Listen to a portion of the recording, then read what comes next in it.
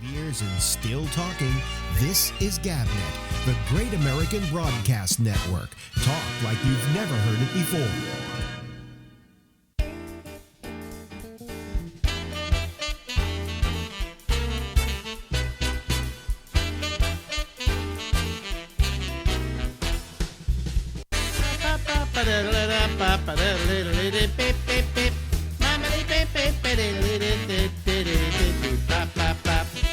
Everybody, this is Alex Bennett. This is the Ramble, and we'll be here from now until midnight Eastern Daylight Time. And we got a little friend for you to put up with here. Let's just check in with our old friend. All right, everybody, it's time for us to do a ritual in which we actually wind up calling somebody in advance here because they always answer in the most unusual fashion.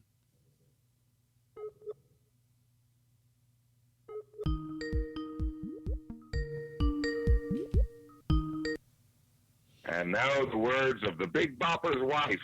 He used to just lay there even before the plane crash, and his bopper wasn't so big if you catch my drift. Hello? The Big Bopper. Rock and roll history, the Bopette. You know, the Big Bopper would hardly have been remembered if he hadn't died with Buddy Holly in a plane crash. Yep. Yeah. Well, he was a disc jockey. He was real smart, and he would probably have owned many radio stations. Probably. So I think he would have done okay. Yeah. But he had that one. He had other songs too, but they only had that one hit. So what was his real name? What was his real name? J.P. Richardson, Giles Perry Richardson. Oh, that's the kind of crap. That? That's the kind of crap Stephen Pearl always remembers. I know things, damn it, things that keep me poor. These are the facts that keep me in the poorhouse, folks. Yeah, but these are pretty good. And Richie Valens, of course, was in that plane as well. Yep, he was in the plane, and Buddy Holly, of course, and the idiot pilot named Roger Peterson, who went down when he thought he was going up. The fool. Well, you know what happens? I'll tell you. People who die like that, who are famous, get frozen in time. So they're forever young. They're forever in that time, that era. Yeah, so they stay that way. Like, for instance, I've said a number of times, if James Dean were still alive, would he be the icon that he is? But, he was frozen in time as that James Dean. That's right. Okay? Yeah. If you had to see him today... I talked to Mark Frost, who did Twin Peaks, and I once asked him the question. I said I often had the theory that if James Dean were still alive, he'd be on Twin Peaks. He said, "Oh yeah, I would have hired him on as the owner of the hotel or whatever." And but what would have happened to James Dean? I don't think anything amazing. All right. He would have done some good movies, He could have done some parts that De Niro did later on. Who knows? Yeah. Who knows? I think he would have kept working once you're a successful actor. You've had some, good movies under your belt. If he could age into it, Yeah. He would have played a grandpa in some dark comedy. Who the fuck knows? Yeah. But Buddy Holly could have been in and out of rehab and, had a bad trip on acid. And who the hell knows? He probably would have played Archie's father on Riverdale. There you go. Who knows what would have happened to James Dean because we will always remember him with that iconic look. He froze in time. And he's always 24. It's always 1955. And that's what makes him iconic.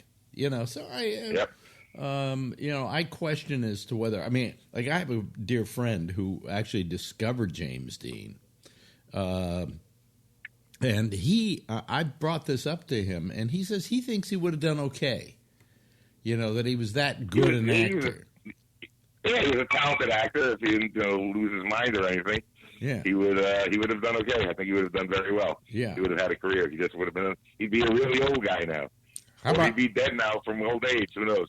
Well, how about Richie Valens? How would Richie Valens be today? Richie Valens is a good guitar player. He'd probably be doing an oldie show in Vegas and just retiring now. Come on, everybody. La, la, la, la, la, bum, bum, Well, what he had one hit, right? I think he may have La Bamba, he had Donna, he had Come On, Let's Go. I think he had at least 3. So yeah, they kind of sounded like each other. Who knows? He'd probably be a Vegas guy now, or I don't know how innovative he was, or he would have been.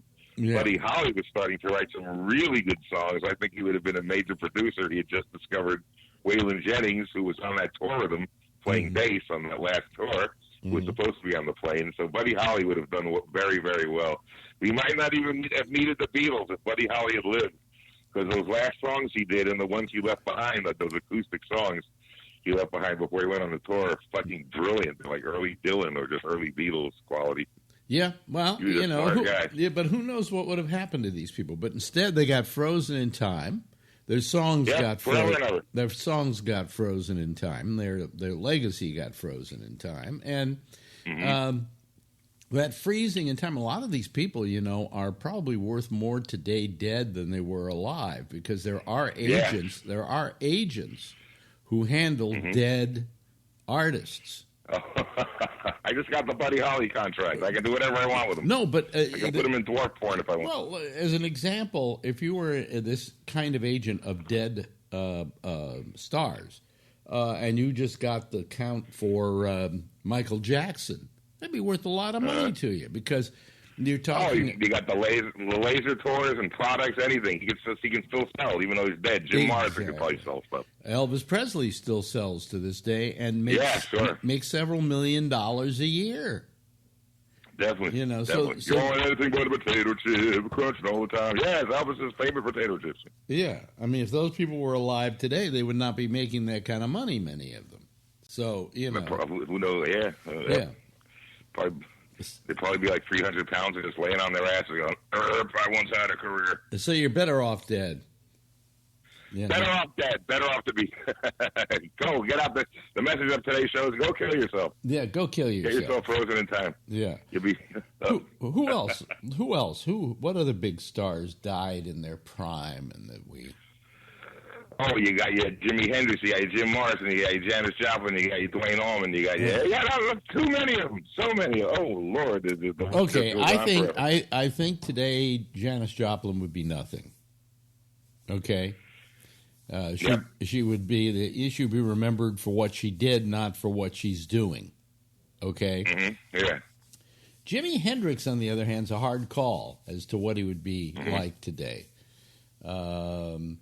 It could well be that Jimi Hendrix probably didn't do much more after what he already did. I mean, he kind of died when his career was waning a little bit, And I think he was just in between deciding which direction he was going to go in. I think it would have been like Johnny Winter, who made it to 70. He just would have just kept playing kick-ass guitar and this song or that song or whatever, and kept going until he ran out of gas. Yeah. How about... he's a good songwriter. He could have kept writing songs and just playing, and probably playing clubs and shit, but, because nobody wants to see like an 80-year-old guy, so, even if it's Jimi Hendrix. Yeah, how about Jim Morrison? Ooh, unless he went to rehab and took care of himself, he'd be like a fat old drunk. He'd be out here on the Vegas Strip going, hey, you got $1? Come here, I used to be a door. Oh, God, he's sitting in his pants. Let's get out of here. No, he can sing the end, he's sitting in his pants again. Let's get away from Jim. You don't think he could... Even distance himself. You don't think he could have straightened his life out and just done a comeback? What's that? You don't think he could have straightened his life out and done a comeback? Oh, sure. I don't know if they had good rehab then. He was a bad alcoholic, man. But I saw the Doors when I was like 12, the Doors and the Who on the same bill. And he was in top form then, and they were amazing. So, but a lot of it, a good deal of it had to do with the way he looked. He looked really good. Yeah. But he, wouldn't look so good as he got older. So, but he was a poet, and I think he would have been, if he took care of himself and got smart and got off the sauce, he would have done okay. He'd probably be some beat poet and some legendary. Jim Morrison will be reading his poetry downstairs at the Big Ben tonight. Well, I've often said, how bad a president would Kennedy have turned out to be if he hadn't been assassinated? He might have been a nothing president. Yeah. It was really, besides the missiles of October, what really was going on? We weren't in Vietnam yet. There was no student unrest. It was civil rights and shit was going on. He came up with a lot of stuff he wanted to pass. Okay. Yeah. But was not really able to because he didn't know how to play the game. On the other hand, when he died, Lyndon Johnson took it upon himself to finish all the programs that Kennedy wanted to see done. And that's why Lyndon Johnson then went on to be, I think, the president who passed more social legislation than any other president in history. Yeah. And, of course, there was a little mistake he made called Vietnam, but other from that, if you're going to nitpick. Well, he didn't know how to get out of Vietnam. He didn't know how to handle Vietnam. There are two kinds of presidents. There are domestic presidents and there are foreign policy presidents. Kennedy was very good at foreign policy because he had a world view. He had been to been to Paris, been to France. I can see your underpants. He had been to all, but domestically, Kennedy wasn't as good because really he wasn't a man of the people. He was a man of very rich parents and sent to the best schools and sequestered in wealth. So Johnson was very good at domestic social legislation. When it came to foreign policy, he was lost. Yeah. My parents used to say that Johnson was very good domestically, but a real asshole with foreign policy. So. Yeah. But, so Vietnam. Vietnam was something that was started by Kennedy. In that he sent over the first 15,000 troops as military advisors. Okay. Oh. And then they were over there, and then that escalated and escalated and escalated and escalated. But by the time Johnson got it, it was getting kind of stinky. And he just didn't think he could handle it. That's why he didn't run again. In fact, he couldn't. Yeah. Everybody hated him by then. He couldn't take the pressure. The most intuitive moment of my life was when I was sitting there watching Lyndon Johnson give a speech, I think about Vietnam. I can't remember what it was about. And I looked at the screen, and then I looked at everybody in the room, and I said, I think he's going to say he's not going to run for another term tonight. Whoa. And sure enough, at the end of the speech, he says, so I've decided not to run for another term. I remember watching that. I was in the 7th grade, and nobody could believe it. They go, oh, my God, now everybody's going to run as a Democrat. Yeah. And my parents supported Eugene McCarthy. I like Bobby Kennedy, and, of course, Bobby only got so far. So. Yeah. So, that changed everything. Lyndon served 4 years and another 1 or 2. After Kennedy, and then he beat up Goldwater, so 64. Yeah. And he went till early 69 when Dickey took over. Yeah.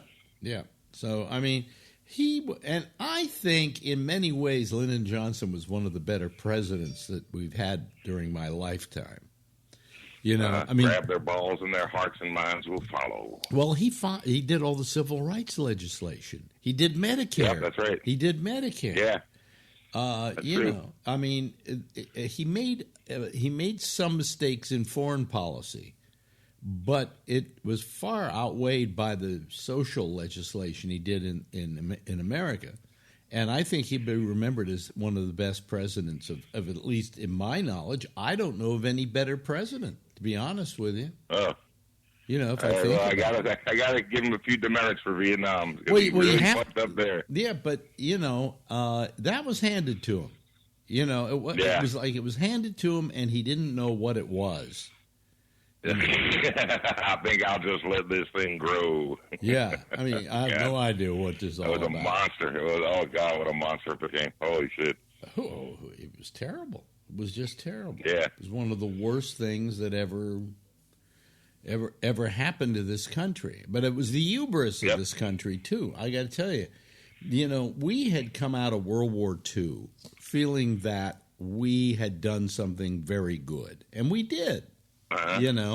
We really stopped certain ideologies in their tracks. And so we came back with this idea that we were the people who helped save the world. The fact was, actually, you know why the Russians hate us? The Russians hate us because in World War II, kids, if you're listening, I'm going to give you a little history lesson. In World War II, there was the idea of the second front. In other words, you start a front and you move into, I think it was Russia, and that's what, not into Russia, but into, I can't remember now. You did something where you had to help the Russians, protect themselves, all right? Yeah. The second front, I think, was going to be a protection of Russia. And we suddenly decided we weren't going to do that after agreeing to it. We were going to do D-Day. All right? D-Day, and so we went and did D-Day, and then we run around saying, we won the war. Look what we did. We saved the world for democracy, blah, blah, blah, blah, blah. And the Russians are going, because you didn't do that second front, you motherfuckers, we lost 25 million people. Yeah. Who are you to say you're the heroes of World War II? We're the heroes of World War II. You only lost, I don't know how many, about 500,000, I think, people died that were American. We lost 25 million. There's like the Battle of Stalingrad is an example, and so the Russians have always hated us for this ego that we have that says we were the saviors of World War II, when the Russians really are the people who truly stopped Hitler. You know, they're the ones who were closing in on him. They were going to get him if he didn't blow his brains out, like the coward he was. Yeah, the Russians were closing in on Hitler. We weren't. So yeah. So that's why the Russians hate us, and they have every reason to, because we didn't come to their rescue at a certain point with that second front that was being promised. Yeah. And to this day, they kind of do hold it against us, and with good reason. So Well, maybe they should let it go. They're just jealous because we had Elvis. What would have happened? Okay, since we're in this discussion, what would have happened to Hitler if he hadn't died in the bunker? He'd probably have a candy shop somewhere in South America. Chico Gruber's pastries. Come, let's go. We even have bagels. They're tasty. What can you do? Yes, you must eat the food. He's a pastry shop. Come to Chico Gruber's pastries. It's good. Look at the little plastic. They're like little sugary pinwheels. They're so delicious. Yes, they're delicious and wonderful. No, I'm wondering, to begin with, I don't know if they would have assassinated Hitler, if they would have executed Hitler. Because he was a world leader, and do you then turn around and execute him? Yeah, they would have had to do something with him, or maybe with Rudolf Hess, just lock him in a cell till he died or something. Well, Hess was in that prison till he died, right? Rudolf Hess, he was shot down over England, I believe, and they just left him in a cell till 1987 when he croaked. Yeah. That unibrow, square-headed Nazi son of a bitch. Fucking unibrow Nazi. I think he had some Middle East in him with that eyebrow. They should have checked his papers. Yeah, well, I want to know what, like with Hess, was he a hero because he flew to England and wanted to get away from Hitler, or was he a bad guy? Oh, he loved Hitler. I think he was like representing him at a meeting or something. I don't know what happened, but he got shot down, or his plane went down. No. He was trying to flee. He was trying to flee Germany. Okay, right near the end. Yeah, I think he was flying the plane, if I'm not mistaken. And he got shot down, and then he got captured, and then he got put on trial, and then he wound up in prison for the rest of his life. But the question he was trying, I think, to get away from Hitler's Germany. Either that, or he's fleeing. He was fleeing out of sheer cowardice. I think he was fleeing because he was like a real ass kisser to Hitler. He used to introduce him in the speeches. Let me do 5 minutes of comedy and then I introduce you. How about that? Okay, don't forget to read that my resume. I was chancellor and all that. I wonder if he ever looked back at Hitler after one of his big introductions and said, Follow that motherfucker.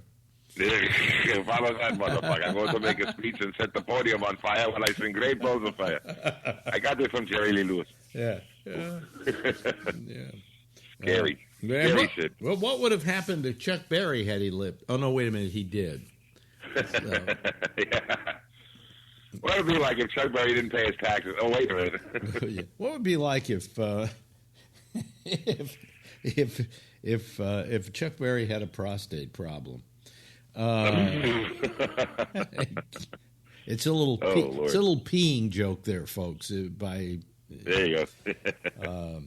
Yeah, what was that with? There was a video, isn't there, of Chuck Berry peeing on a woman? Yes, I have that video somewhere in one of these boxes here. I have that. Somebody sent me that video a long time ago. And it's in a hot tub somewhere in his house. And it's a very young blonde lady, and Chuck farts in her face and pisses in her face, and yikes! This is the guy who did Johnny B. Good. Yeah, but I think there's a line in there where he says, "Oh, come on, baby, it's only pee." I think he says, "I can't kiss you. You smell like pee." Did he say that? Kiss me. I can't kiss you. You smell like pee. Yeah, supposedly, smell my fart. Smell my fart. This is Chuck Berry. Supposedly, it's more fun to watch for the audio than it is for the video. I mean that there's a lot of the video is a little washed out, but you can still, it's like a silhouette, but you can still tell who it is, and it's definitely his voice. Chuck Berry spent time in jail. You remember that? He's been in jail. He's been in jail a few times. He's been in the 70s for tax evasion. I think he did 4 months, and in the 50s or early 60s for violating the Mann Act. Yes, which was taking a woman across state lines for immoral purposes. Yep. Which was an Yep, and they had one. It was an anti-prostitution law, but it was used against him just because he brought a white woman across state lines, and they didn't like him taking white women across state lines. Yep.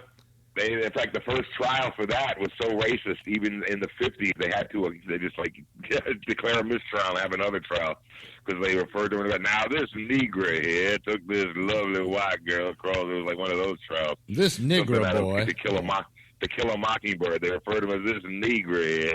And even Chuck goes, "No, let's do this all over again." Who is the? Let's do a quick little argument here before we have about a couple minutes left. On who invented rock and roll. I say that the guy who invented it, I used to believe it was Chuck Berry, because Chuck Berry really came out with the rock and roll riff, right?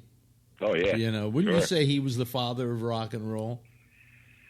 But, yeah, you could argue and say there was like rock and roll before him, I know supposedly blues numbers in it, but no, I'd say it was between Little Richard's the queen of rock and roll and Chuck Berry's the king of rock and roll. Well, because they wrote their own songs and they played instruments and they just really did something. I'm going to bring up one other name because he, I think, had the first true rock and roll record hit. Okay, and that was Ike Turner with Rocket 88. Rocket 88, Jackie Brenston, and Ike Turner, I think he played on it. But no, Ike Turner. Jackie Brenston. Ike Turner, I think, either wrote it or it was an Ike Turner record. No, it was a Jackie Brenston record. Oh, really? Yeah, but supposedly Ike Turner created that song and maybe the record itself. And, he was a talent scout and a producer and a songwriter. Yeah. He did a lot of stuff. It was more to Ike than just beating the crap out of Tina. And they say that was ostensibly the first rock and roll record.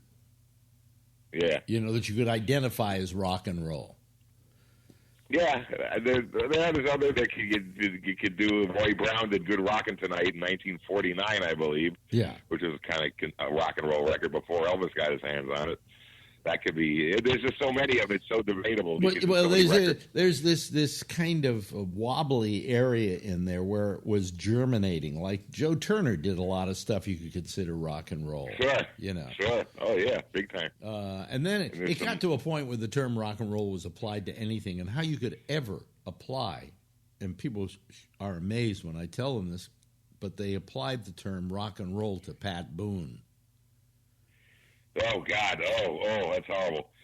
Oh, isn't that a shame? Oh, tutti frutti, all Rudy, whoa, whoa, an Italian bambalooma, an Italian bamboo. Bum, bam, bam, boom. Yeah. Hey, listen.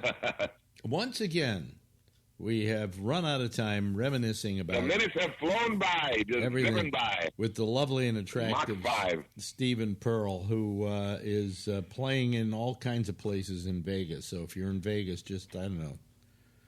Where are you going to be? Where are you going to be? 28 years old, I'm one gorgeous chick. Come see me. Ladies and gentlemen, it's Stephen Pearl. Thanks, Stephen. Thank you very much. Thank you, Alex. It's always wonderful to talk to you. We'll talk to you soon again. Still talking. This is GabNet, the Great American Broadcast Network. Talk like you've never heard it before. And that's our good friend Stephen Pearl. I hope you enjoyed that. I enjoy having him on. And, what the hell? Good to have him here. Good to have you here. Let me turn up my mic just a little bit more so I get some real... there we go. Okay. Yeah, they got to adjust everything when I come in here after a couple of days without adjustment. So, Anyway, I did something over the weekend that I don't know. I just get goofy here. Let me just hold on a second. I just want to put my Skype up here. Okay, so it's ready to go. Okay. So I made this opening, and then tonight, when I started it, I started the audio not being on, and I fucked up. Okay? Oh, that was somebody who was missed. Let's see here. Let's go. I'm trying to clean up everything here. Anyway, so the sound didn't go on at the very beginning, but I just wanted you to see it in case you missed it. This is a little... I did this, and I don't know why I did it, but it's kind of silly. 5 years and still talking. This is GabNet, the Great American Broadcast Network. Talk like you've never heard it before. Yeah. There we go. See, okay, that's how it works.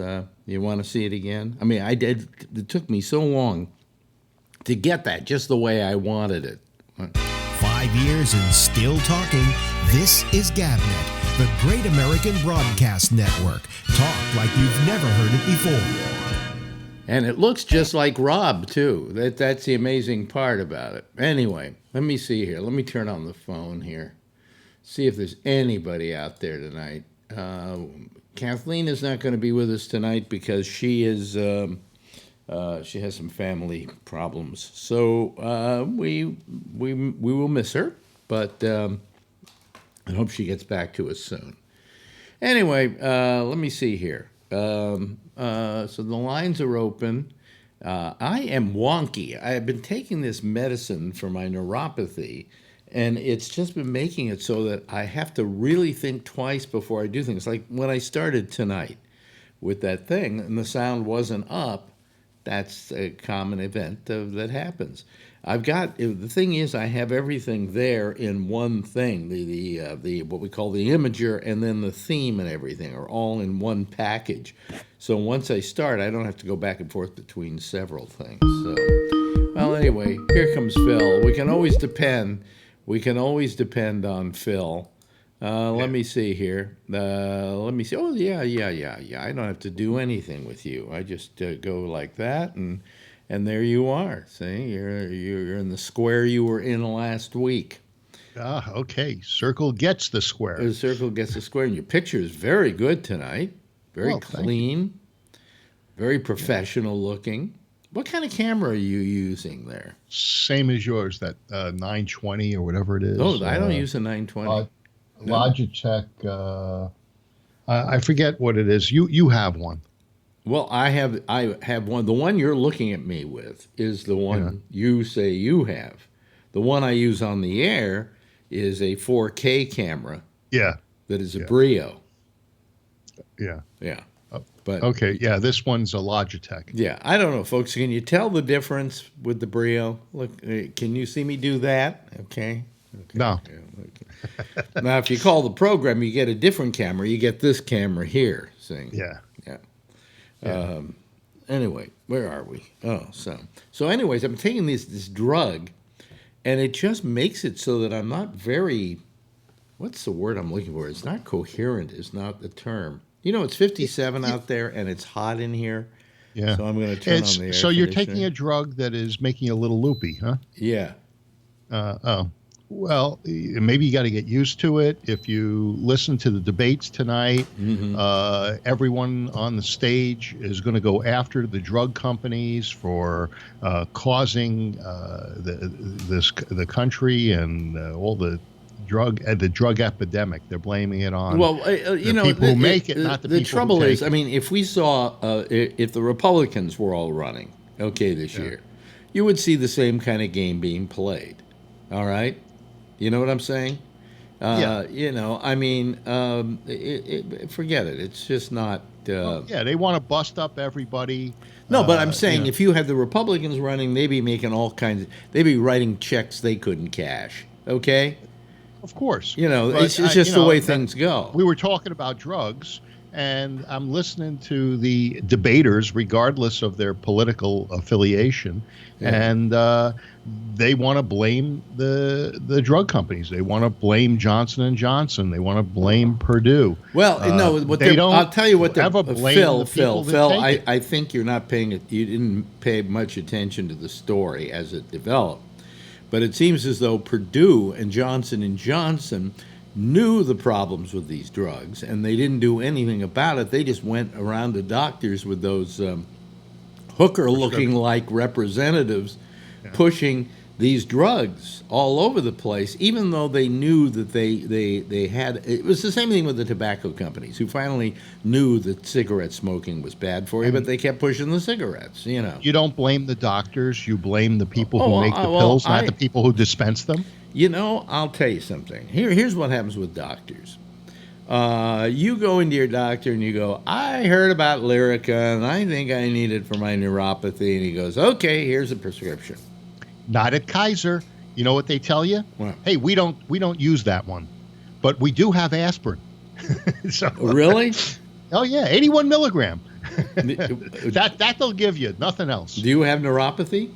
Yeah, a diabetic neuropathy. Yeah. Well, this would help you. And so, how did the chiropractic appointment go today? It's tomorrow. I thought it was Tuesday. No, okay, tomorrow. Anyway, so I, the fact is that these drug companies kind of knew what these drugs could do. They were pushing them. They all knew. Yeah. So you're just not. I think what they're yelling and screaming about is their. Hi, Jeff. Let me put Jeff in here. Let's see. We'll put him. You know what the biggest problem is that if you bust up the drug companies, you can't afford to do the research to get any drugs approved anymore. The cost, the delay. No. To begin with. I don't know why my picture got so large. Well, I don't know. Maybe you're putting weight on. I don't know. Yeah.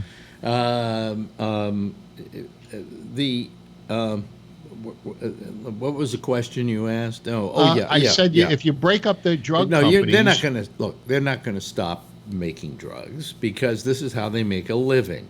The fact is that they talk about the cost of making a drug as being very expensive, and yet a lot of that price is borne by the government. Believe it or not, they give them money back for that. Am I right, Jeff? You know about the drug business.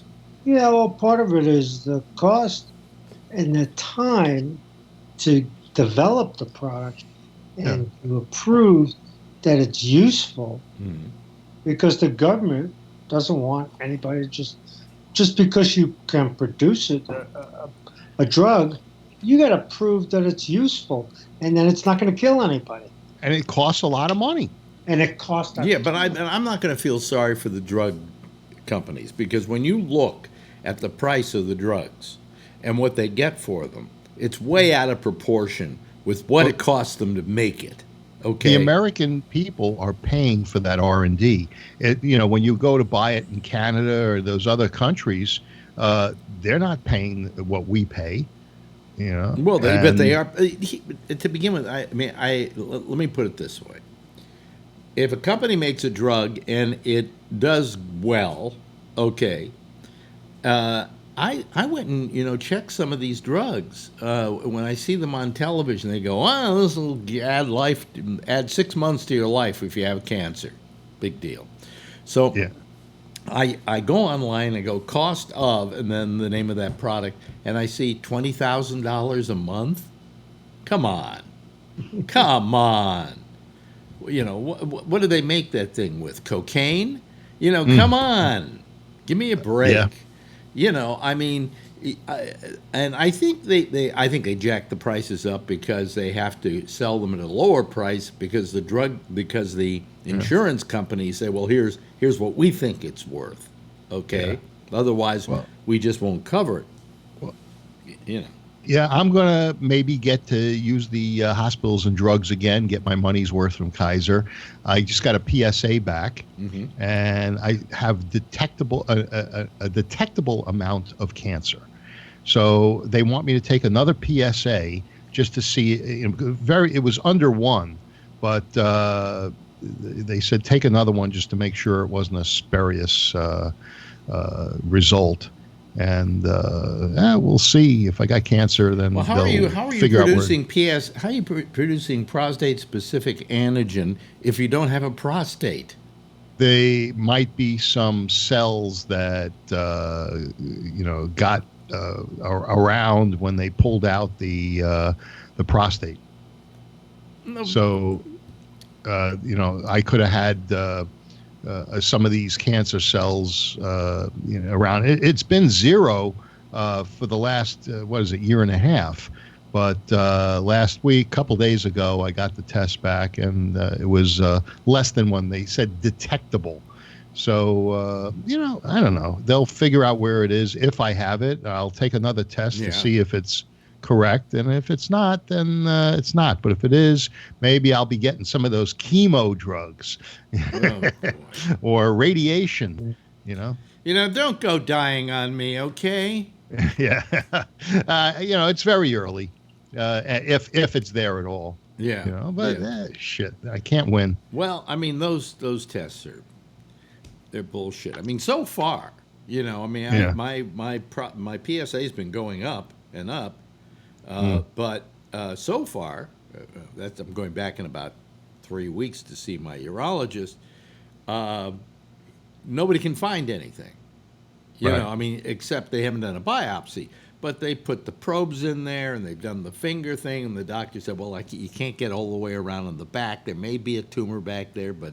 Did they do the MRI thing? No, you won't do that, right? No, I'll do the CT scan. That'll do it, too. Like they stick some probe up your ass, and then they take some pictures. And I had a probe up my ass. Yeah. And he looked around, and he couldn't... this was the other doctor, and he couldn't find anything. That's not the one where they clip little pieces of your prostate. Well, that's a biopsy. Yeah. But he wanted to do the biopsy on me, but he looked. They like in there. that. He looked in there, and he didn't. What they're looking for is a tumor, and I don't. I don't have any tumors there. It could well be that it's just I got an old cranky prostate. Yeah. So, but or I have low-level prostate cancer, which is no big deal for somebody my age. Yeah. Your age is your benefit. In what respect? Well, the fact that as you get older and older, even though you might have some cancer or whatever, it's slower. It's so slow that you don't have to consider. Well, the PSA doesn't tell you how slow or fast it is. It just, detects whether it's there. And if is some of it growing in there, but it could. At my age, my doctor, my regular doctor, my internist, said to me, when he knew I was going through this, he said, "Don't even worry about it." He said, "At your age, if you have it, it's no big deal. At your age, Phil, it's a bigger deal." Yeah. Well, I'm 65. I'm getting up there, but I know a guy in his 50s who died of it. because the younger you are getting it, the more likely the you more are. aggressive it can be. Yeah. They say that picture I sent you? Rarely at my age, Yeah. That picture I sent you was me 41 years ago. Yeah, I don't have any pictures of me because they're all at my ex-wife's house. Let me see if I can do this. Hold on, just. And the woman is my mother. The woman is your. Oh, I know how I can do this. I know how I can do this. Hold on a second. I'm gonna go to screen, and then I'm going to go over to your picture. Wait a minute. Hold on a second. They can all see this when I put it up. Yeah. Let me see here. There we go. There's Phil's thing. Where's your okay? Where's your message? There's your message. See, you sent me a picture, and I don't usually trust people who send me pictures because I don't know. Yeah. Okay. Where they're from. Yeah. Right. Okay, folks. Everybody, seal your eyes. Here we go. Yeah, when they see this, that was me 41 years ago. Yeah. We're going to have to wait a second to see it. I'm delayed on. That was you 41 years ago? Yeah. So that's my mother, and that's me. So that was probably like 1979, 78. When you moved to San Francisco, I looked like that. Really? Yeah. Oh, okay. Or got their first job in San Francisco. Yeah. In this. Oh, so what year was that? Case. This was probably 78 or 9, and so you came in at an 80, and we got together back in January of 80.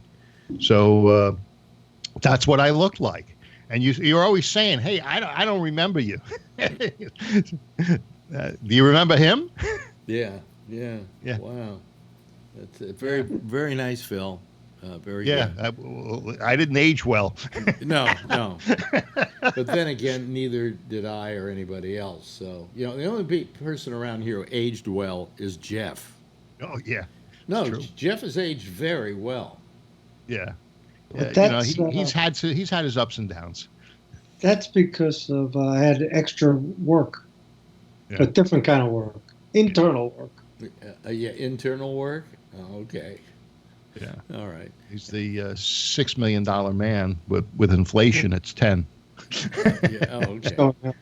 Anyway, so that's see, I can still get a picture up, folks. Yeah. What's that? Look at that. I got 2 of Jeff and everything. What? You see, I put up the wrong thing. There we go, folks. Okay. We need to 2 Jeffs are better than 1. We need to fill that other square there if anybody's interested. Probably a lot of people aren't phoning me tonight because they probably decided not to listen thinking I wasn't doing a show tonight. You have a loyal listener base. We had an earthquake last night, and we had one about a half hour ago. It was a 4.5 or 4.7 last night. What does that have to do with my listener base? You went from listener base to earthquakes. Oh, well, I assured you that people were listening, and it was time to move on to a reasonable subject. The fear of no listeners is a false fear. Yeah, but it's a very real fear for anybody who does a radio program. Well, that's why I'm here. Yeah. And Jeff is too. Yeah. So anyway, is tonight the night that all the Democrats are gonna? They already. Yes, they did and are. Yeah. Oh, they're still on. Right? Is it still on? Yeah. Jesus. Well, they were when I left. So I mean, what are they going on for 3 hours tonight? I'm not sure, but they're giving people time. One of the major topics is candidates' age, and they're trying to get the younger candidates to say that the older ones are too old, and the older ones they're trying to get to say that they're too old, and I think it's all bullshit. Actually, you have to admit, Bernie looked a lot better. Yeah. Yeah. I mean, that's... after my first stent, the one that was 70% blocked, I felt so much better. I was telling somebody just tonight that I felt like I had arthritis throughout my entire body, And once I got that first stent, all of that pain, joint pain, went away. Really?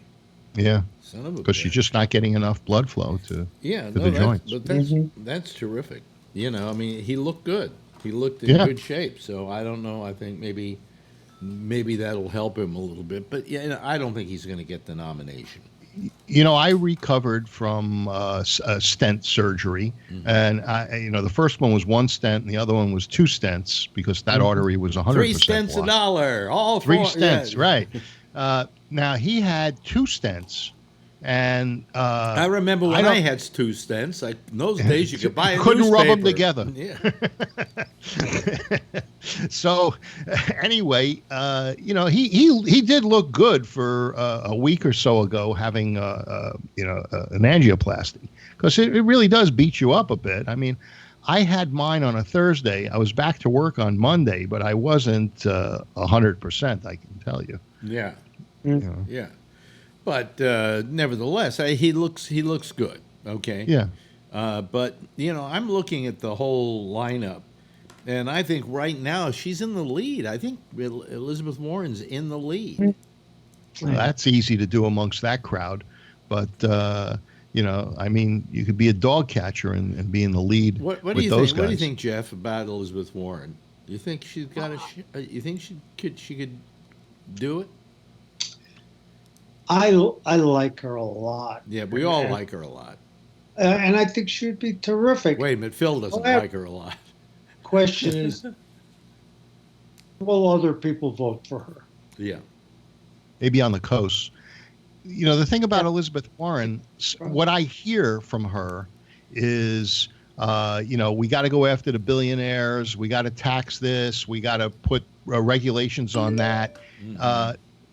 I don't know that stuff really goes over with most of the voters, especially in the Midwest. Yeah. Yeah.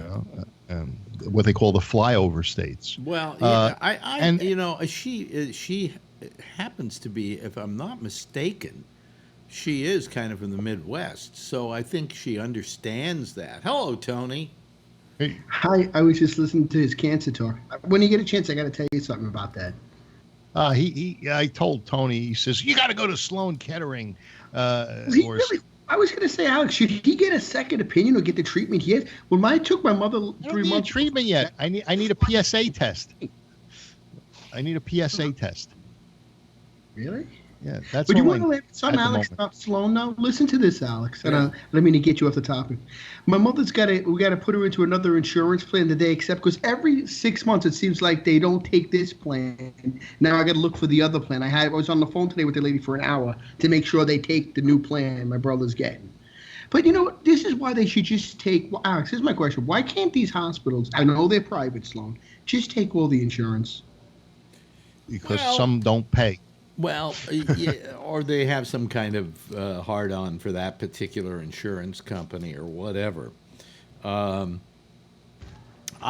never had that problem. I have had it where dental insurance is concerned, but not. Oh, I went to the dentist. You got to laugh at this one. That happened to me. Now they're not sure if they take it yet. The what? I got with the new insurance. I didn't get my dental card yet, so I went to have a cleaning. Yeah. So she went at me like I was getting. I hate getting a cleaning, Alex. My gums will bleed. Oh, I had a deep scaling thing. You got to floss. And you know what I thought? I brushed. You got to have teeth before you floss. That's She's true. got teeth. They just aren't where they're supposed to be. Wrong place. You know what she told me? She's trying to sell me on a bridge on the top. The only bridge I'm going over is the fucking Brooklyn Bridge, because you know what? She goes, well, I may do it, Alex, because it's $3,300. But I said, listen, I'm not going to do anything yet, cosmetic, because I want to see if I get dental insurance. Maybe I'll get some coverage out of this. Oh, really? Yes. So I got to. Right now, they may give you coverage because of how your teeth are. Pity coverage. No, it's not pity. It's like you could get diseases like heart problems. Well, no, it's okay. I don't have bad gums or anything like that. It's just a little crooked. Yeah, but I think it makes it. But you are right about that. It can affect the gums. Well, you know what the guy did say? My gums are bleeding. Well, because she was brushing hard, it wasn't that bad. But she says my gums are fine and all. But she said, the dentist said, and she said that if you don't go for cleanings, people don't, because they don't want to pay for the dentist, or if they don't have insurance, it's sad. It does lead to heart disease because it must clog the arteries. I get 3 cleanings a year. Really? Now that I have dental insurance, it's supposed to pay 90%. So a cleaning is $175. She charged me $125 this week. I went with my new dental insurance card, not the one from Kaiser, and I said, "Here, I got dental insurance." Oh, that must have been nice. I get a letter. They're going to pay $0. There you go. I said, "What is this?" Oh, So I finally wait a minute. For a cleaning? Yeah, because they pay everything for a cleaning. They're supposed to. So it seems Hi, as though Charlie. I have a $50 yearly deductible. So they would have paid $125. So I said, "Why didn't you pay the $125?" And they said, "We have to have the dentist call us and tell us that you've had cleanings before, and then we'll pay it." That's easy. So I have to call up the dentist and say, "You need to call the insurance company." And once you call them and tell them, and you only have to do it verbally, that I've had cleanings before, periodontal cleaning. I guess I get deep cleanings. Yeah. And so they want to know that. And if that's the case, they'll pay it. Well, I'm going in for my cleaning on Thursday, and also a filling, also a small filling that she wants to finish off. And then that's what I have to literally one in the back. They added it all up, and the insurance is going to pay for all of it. Okay. Oh, nice. Yeah, and then they overcharged me for some copays for several things, so I think I will wind up spending nothing on a copay. But anyway, the point is that they're going to my doctor worked it out so that we're leaving as much money at the end of the year, as little money as possible in my account. Use it all up. Do you know how much money I'm going to have left to spend? $100. She got it working out beautifully. $1. Good. She got it down to $1. I take a toothbrush on the They way could out. give you the toothbrush and the toothpaste after the cleaning, charge you $1, so you make sure you get out of there with nothing. I'm telling her, she can't charge more than a certain amount. But the fact is that after this, there will be $1 left. How about that, huh? Yeah. And then I like wait a couple of months, and then January 1st, I can go in on the 2nd. They can put in the implant, because I don't like having a tooth missing here. It's like driving me crazy. It makes me feel like I should vote for Trump. You know. It's only the front ones you got to remove. If you black out the front ones, then you can vote for Trump. Yeah. So you got getting a little worried. The walls are closing in very slowly. Yeah, but well, we hope you don't have cancer, Phil. Yeah, I mean, I was getting God, worried. I have more people getting sick or dying on me lately. You know, I just found out today that the parent of somebody I know is going into a hospice. Okay. So I mean, it's just one person after another. It's the thing that happened with Will last week. I haven't heard anything new on Will, except that she has written me and told me that he's reading the newspaper and things like that, but his left side is paralyzed. And you asked me, why the GoFundMe recommendation. Well, yeah, I don't want to get into any of that. Oh, okay. Okay. But the point is that it was Jeff knows. Were you paralyzed at all, Jeff? Not really. Yeah, he's paralyzed, which means he's going to have to go through a lot of physical therapy to get that taken care of. Because strokes, you don't know what's going to go out on you. Am I right? What's the difference between a stroke and that Bell's palsy? Bell's palsy is a whole different thing. Oh, it's not Bell's similar. palsy is Temporary. It's very temporary. Yeah. But no, a stroke is a stroke. It's a explain it, Jeff. It's the first blood vessel in the brain. Yeah. Okay. You got it. Yeah. And depending upon the severity of it, depends upon what happens. You can do anything from just kind of lose the feeling in a finger or something like that, all the way to forgetting you ever had a prom. You know, so I mean, it's. Well, you can't even say anything other than, huh? Yeah. Yes. Did you have speech problems? Oh yeah. Yeah. I still. Well, you still do, but you came back handle good, it. though. It came back good. You know. I mean, really, I spent a year learning Rehabbing. to walk again. Really? Wow. Oh boy. You know. Yeah, and my reading. Yeah. I basically can't read. Really? Yeah, the way you I can't handle. focus on the book, Jeff, or no? I didn't have a stroke, and I can't spell. Yeah, it's not about doing, but like any words and stuff like that. If I audio listen to it, I can pretty much understand it. But if I try to read it, yeah. Oh, is it blurry like? No, it's just you. You can't focus on like reading The it. letters don't.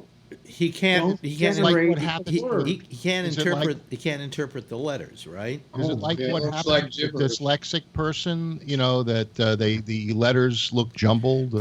Probably what it is what happens to a person when they never learn to read and they look at a printed page and none of it means anything to them. Is that a good way of describing it, Jeff? Yeah, that's very like a Trump voter. Yeah. Have you ever done those things where they send you? Who you vote for. I'm joking. I don't mean nothing. I've seen these things. You can read a paragraph where the words are all jumbled around, but you can look at it and read it, and even though they're all misspelled and misarranged, you can just look at it and read it. I mean, if you haven't had a stroke and that affects you, but. Because the brain is able to recognize those letters, but the brain is create the words. Phil, the brain is a very strange thing, and when you have a stroke, what it does to the brain is it just turns certain things off and whatever. Yeah. And I'm sure that can you? I mean, have you taught yourself to read again, Jeff, or you still have problems with that? Not effectively. In other words, the newspaper is out. No, I mean, if I pick up something and it's got like 3 words. Yeah. Wow. I can work myself through it. Yeah. So you're better off with audio books or yes. Yeah. So I read all kinds of things on my Apple, and because I can read it. Mm-hmm. You could take almost any kind of word and have it read to me. Ah, okay. So it's like for the blind, maybe. Yeah. Same thing. Approach. Yeah, I guess audiobooks is something that you do, right? I tried to get my mom on that. You know what I do? I read to her during the day sometimes. Actually, I want to hear the Ronan Farrow audiobook. Just to hear people say words like penis and things like that. I can't read that for my mother. She wants to kill Matt Lauer now. Really? I want to kill Ronan Farrow. What's going on? Is he guilty or not? Because I don't know. Is it consensual? Ronan Farrow is guilty. What did Ronan Farrow do? He wrote a book. Ronan Farrow. What did somebody call him? They had a great name for it. But he's trying to make a buck, okay? And so therefore he is taking information he gets and jumbling it up so from that an inner circle of people. It seems to make sense if you believe his sequence of conspiracy. Events. The woman that he was saying that was so horrible, it was terrible for her, and so on. After that incident, she stayed at NBC for 3 years, and they say they paid her. They paid her to they paid her a settlement. It wasn't a settlement. She left 3 years later, quit, got her severance of 22 weeks at her base pay. They get 22 weeks. Yeah, and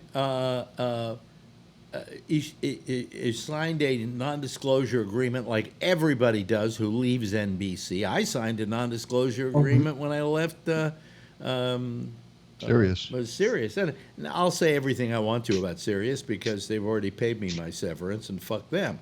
But how many weeks severance did they give you? 16? 16, yeah. Well, that's not bad, considering that's Sirius and they're NBC. Considering I was there 10 years, I think maybe I could have gotten more. No, but compare it to the NBC deal. NBC's got bigger pockets. She worked for them for 4 years, 3 or 4 years. I worked for she Sirius gave it up to Matt Lauer. For double Did you screw Matt Lauer? Listen, for good severance, I certainly would have. But I just think that Ronan Farrow is. I just don't trust his reporting. Okay, the Weinstein story was a pretty easy story to reveal to the American public. All you had to do was find somebody to publish it because that story was. I knew about it. Okay. Oh, really? Before Ronan Farrow. Come on, everybody knew what Harvey Weinstein was doing. So it wasn't that big a story that he revealed. So now he writes a book, and what he wants to do in the book, and what he's trying to do, basically, is to get even with NBC. Because NBC wouldn't run his story because he didn't have enough of it vetted properly. He didn't have the sources vetted properly. And they said, we can't do this, run a story about Harvey Weinstein that we can't then turn around and prove. So go out, get more of your information, get more of your sources, and if you get a better story, come on back and we'll run it. He was working for NBC at the time. So instead, he went and had a hissy fit and he left. And he went over to New York, a New Yorker, and he then did more work. He got more names and people that he could quote and so on and so forth. And the New Yorker at that point said, "Yeah, we can publish this now." The lawyers vetted it and said we can publish it. He's always had a hard-on for NBC for that, okay? And he just he's been wanting to get even with NBC, and that's what this book is getting even with NBC. He's a little shit. Who won't admit he's Frank Sinatra's son. I was looking at him today. Okay, get the DNA test. You don't have to have a DNA test.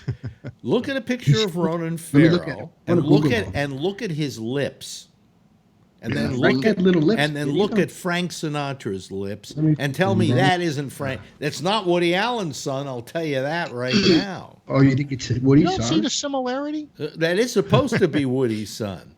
Yeah, that is Woody's son. He's strange looking. Who? Ronan Farrow. He looks odd. Yeah, but he looks like Frank Sinatra. And the rumor is that Mia Farrow, kept fucking Frank Sinatra long after their divorce. And he must get the blonde hair from her then. Huh? Right? Because he's got blonde hair, it looks like. Well, whatever. Anyway, that's not Woody Allen's son. I don't care what you say. Well, maybe he's adopted. He doesn't look like Woody Allen, Alex. Huh? He don't look like Woody Allen at all. No, but does he look like Frank Sinatra? You might be right. Maybe around his lips. What do you mean? I might be right. I'm looking at his eyes too. I have no doubt about it. Somebody should write an expose on Ronan Farrow. Like his real name is Satchel. Satchel. That's what they named him. Yeah. He looks like Trump.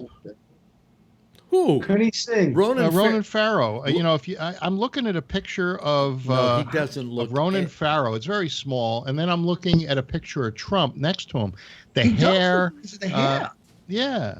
Hold it up there, Phil. Again. Okay. Do you think that maybe Mia was banging Donald? There's no way that Ronan Farrow. It looks like Trump at all. It looks like Trump. Come on. He went to Yale University, this guy? Yeah. Shit. Yeah. What? Oh, yeah, and they're saying Woody Allen is his father. Well, that's what they say.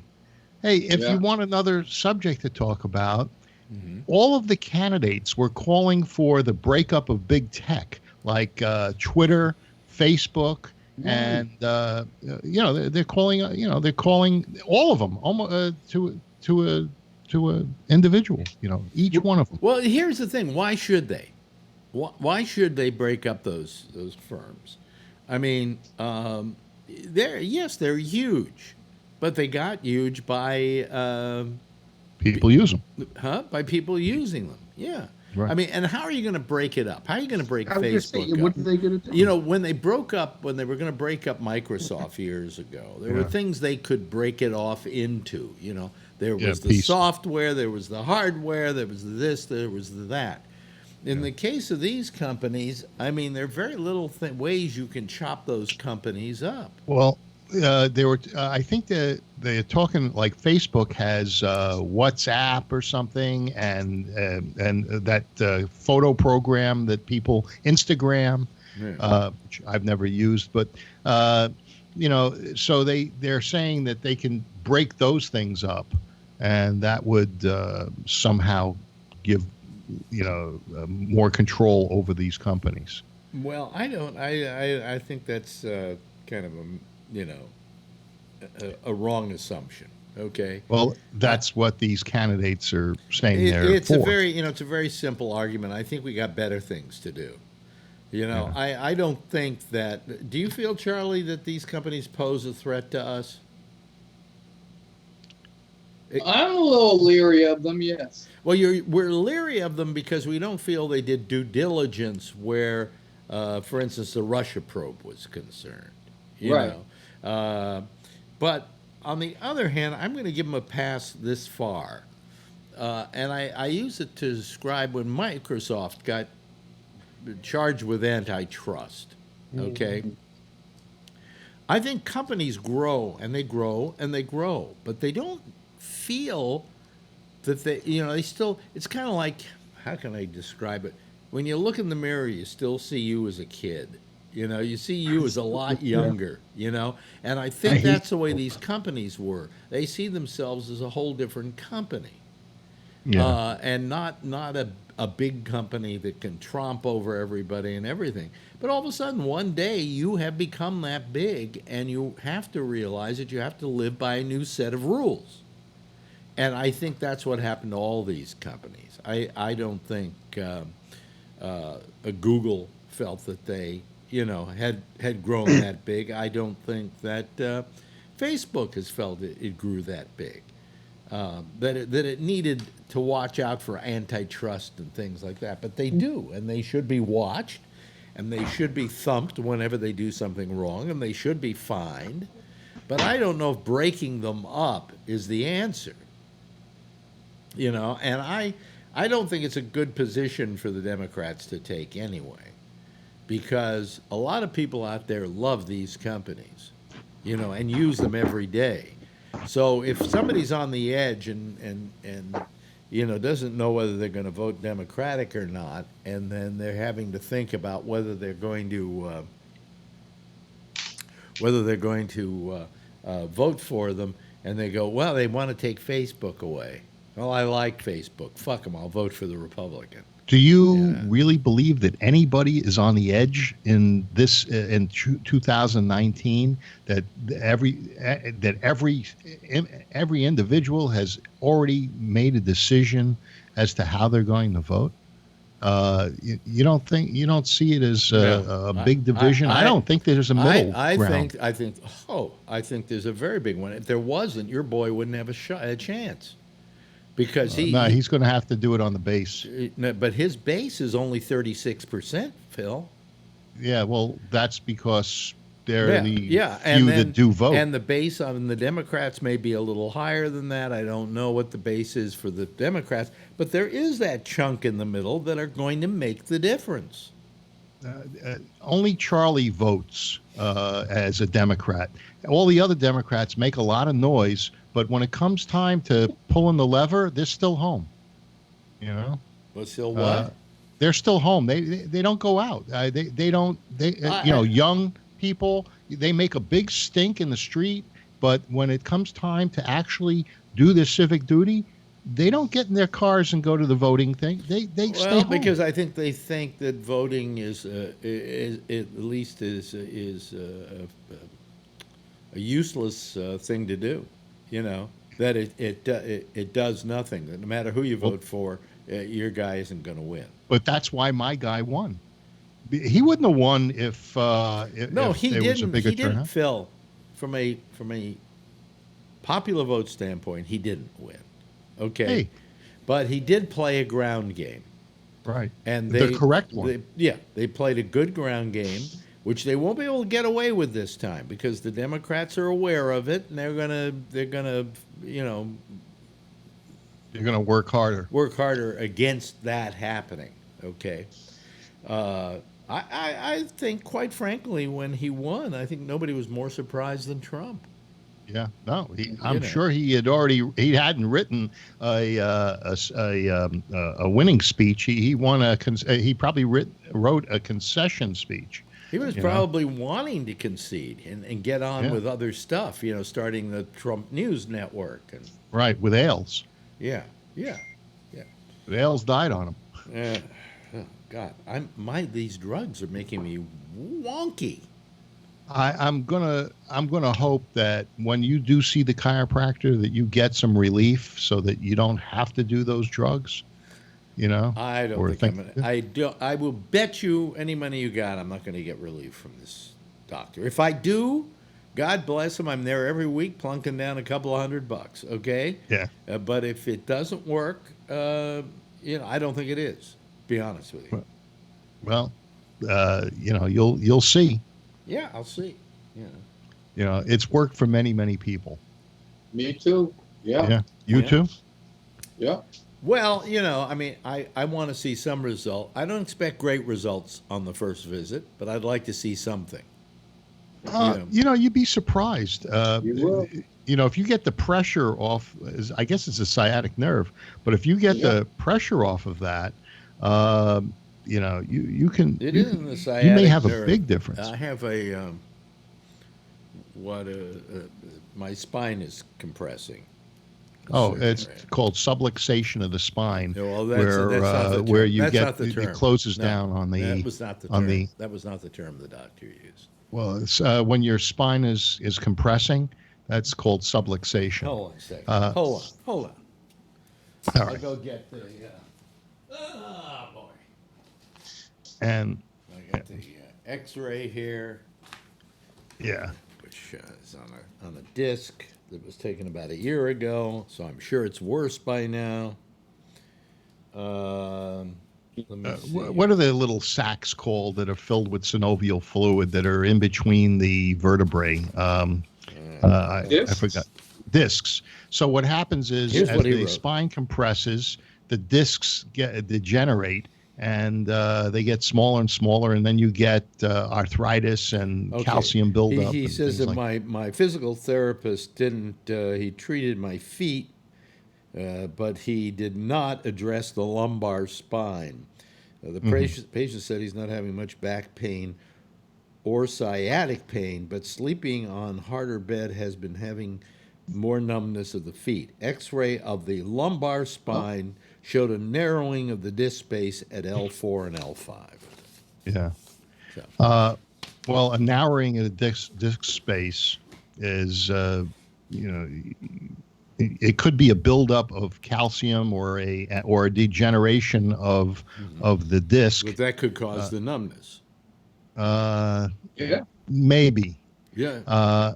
It could also be that the vertebrae just needs to be moved a little bit so that it gets off of it's either hitting a nerve. Well, Charlie, you said it sounded to you like that's what's causing the numbness, right? Yeah, because if the space gets too small, it'll press on the nerve. When the space gets too small, Joe Montana had that. Boy, listen to Dr. Phil. Well, I know about this. Joe Montana had that, and I think it's L4 and L5, and they did this kind of rotor-rooter in those things, but there's a lot more space there. You can't really do it in the upper part of your neck. It's very dangerous because in the C1 and 2, things are very narrow. But I'll just see y'all later, folks, while Dr. Phil tells you what. Yeah. All right. Well, I'm hoping that your chiropractic experience is a good one. He thinks the numbness, the doctor, is because of that spinal thing. He called it something else too. There was another term he used, radiopathy or something. Strength in the hip, pinprick sensation. Geez, I don't know what. Why is that doing that? Hold on a second. No, numbing the lights.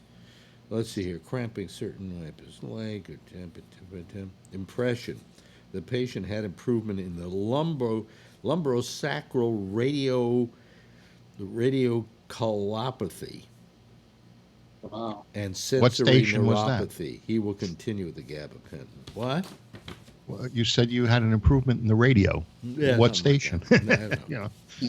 But anyway, that was his, his whole thing. I'm sure it has to do with something in my spine. Yeah. We'll see. What the hell? Did it get worse after you fell down? It's probably the prostate cancer. Yeah. Really. Did your neuropathy or issues that you're having get worse after you fell? After I fell, no. Okay. I'm just thinking that maybe you knocked something. No. This has been going on for. The numbing started about 5 years ago. It just didn't start. It didn't get to the point where I wanted to see a neurologist. But my personal doctor, my GP, looked at it, and I told him what I had, and he pointed to my spine. He said, "It's right there. That's what's causing it. There's something there." Yeah. So I mean, that's probably it. And it's just gotten worse since this picture was taken because. I lie down, I sleep, it gets worse and it gets worse and it gets worse. Well, maybe they'll take another X-ray and be able to see what the changes are. Yeah, probably. But anyway, I don't want to. I'm sick and tired of that, Sick and tired of everybody around me dying. That's the part that really is getting to me. How is your friend that just got married? What's his name? The director. The director. Well, he just keeps going on. I know you hadn't mentioned him in a while. I was just. Yeah. No, he keeps going on. He's just,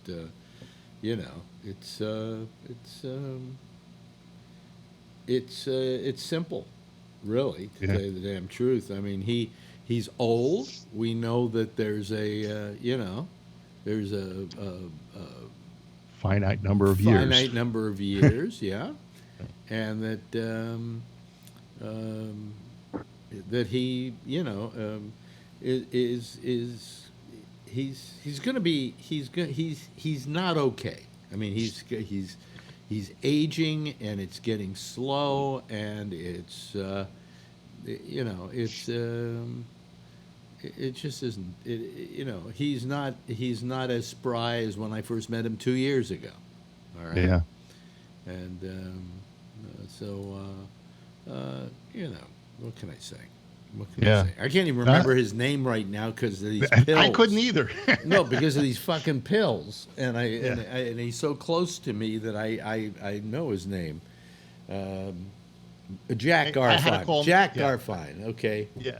Yeah. I had to call him the director. No, what I had to do was I had to remember the woman's name, which is Natalia, which was easy for me. And then I went, Jack and Natalia, Jack Garfine. Okay. So, yeah, I mean, Jack, when I first met him, it was 2 years ago. He was taking walks at night out at Fire Island, and, he was pretty spry for a guy his age, okay? And then, one thing led to another, and he's lost a lot. He isn't a walker now, she's using a wheelchair to get him around. So it gets worse and worse. But he's not like other people I know who are, it's not like Ronnie, who I know has cancer and she's going to die. Yeah. That's another one I've been living with here. Yeah.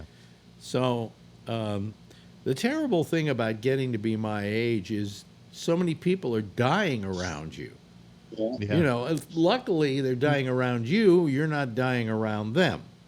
I have a theory that you're here in order to continue to celebrate their life and the memory that you have of them is what continues to exist. And if you weren't here and they will pass, it's guaranteed. Everybody will pass. Yeah. But it's not a burden. It's a gift that you're able to preserve their memory. Well, there was somebody who died the other day that I didn't give a shit about, that I knew. There's some people like I wouldn't even shed a tear over. I don't mean it. I mean, there are certain people that I will miss greatly, and there are other people that I don't give a shit about. And I don't mean it in a bad way or anything like that. I don't wish nothing bad and ill will on anybody. In fact, when you hear about somebody died and then the word after that is good, Well, why couldn't it take? That's the whole thing. That's the thing. That's the thing with living a good life, to where you do good for other people and you're remembered in a good way, rather than that guy's a piece of shit. I'm glad he's gone. I want his parking space. It's. Well, I will be remembered that way. No, you won't. You want to laugh? Yeah, no, I will. You can laugh at this, Alex. What? Remember, you never got your mom. I don't mean it like this. We got my dad a tombstone. My mom picked it out, right? Mm-hmm. So this is really morbid, but I give it to Alex. He needs one. No, you're gonna laugh at this, Alex, because I was actually laughing. My mom said, "Let's go see Daddy at the cemetery." So my brother took us. So we didn't get the tombstone yet. It's gonna be there in December, right? So my mother goes, "Oh, there's room for 4 in the plot." So I'm sitting there and saying, "Ma, so I know what my tombstone's going to look like already. Because, you can come with us, Daddy and Poppy." I says, "Oh, yeah, all right." And I'm saying to him, I'm laughing. She says, "What are you laughing at?" Because I'm looking at my tombstone. There's nothing missing is my name soon. I said, "Come on."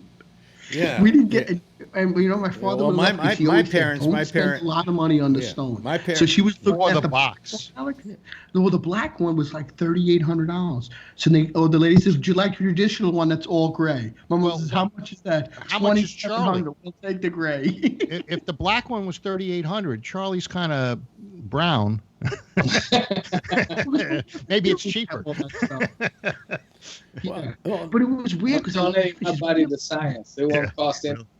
My tombstone. I said, it's kind of crazy. Yeah. Well, I mean, the thing is that my mother, I haven't put a tombstone down for her yet, and I should. You should. I've thought about actually pulling up my father's tombstone and putting one down. Moving it. No, putting one down for both of them.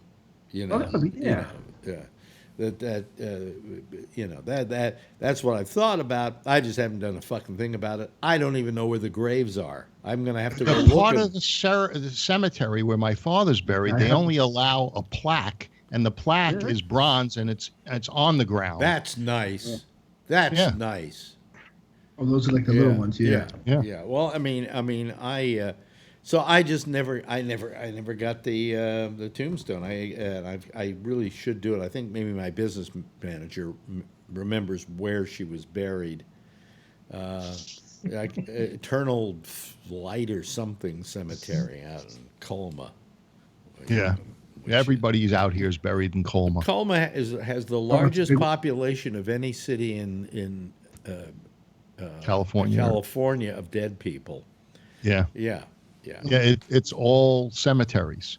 Yeah. But it's quiet at night, and people are dying to get in. Yeah. But anyway, my parents bought 2 plots. Oh, they did. Nothing for me. Oh, you didn't get it. See, I already know where I'm going already. I don't have to worry about it. You get a government plot. No, you know where I'm going? I'm going into an urn. That's where girlfriend's going to put me. She's going to burn you? Wait a minute. Veterans get a burial. You could be buried in a veterans cemetery. Yeah. Alex, I don't know if they were bullshitting us. When we were picking out the tombstone, the lady told us in the shop that they're getting hit hard for business. People are not picking out tombstones no more. They're getting cremations. They're getting hurt. Yeah. Yeah. Really? And they scatter that shit. I think people see that. They don't want to, just because they died, they don't want an extra financial burden placed upon their people, you know? And I think that's good thinking, you know? When my father died, I was 17. And my father's best friend said to me, don't spend a lot of money on the casket. And I said, I got to get the best casket. Oh, you did one of those things. Oh, yeah. And you know what? Here it is. He died in 72. You know, all these years later, almost 50 years, it wouldn't have made a damn bit of difference if I got the pine box or the other casket, you know? Except I had to spend $6-7 grand in 1960 and 72. Wow, that had to be a lot back then. Oh yeah, you know I could have spent $700.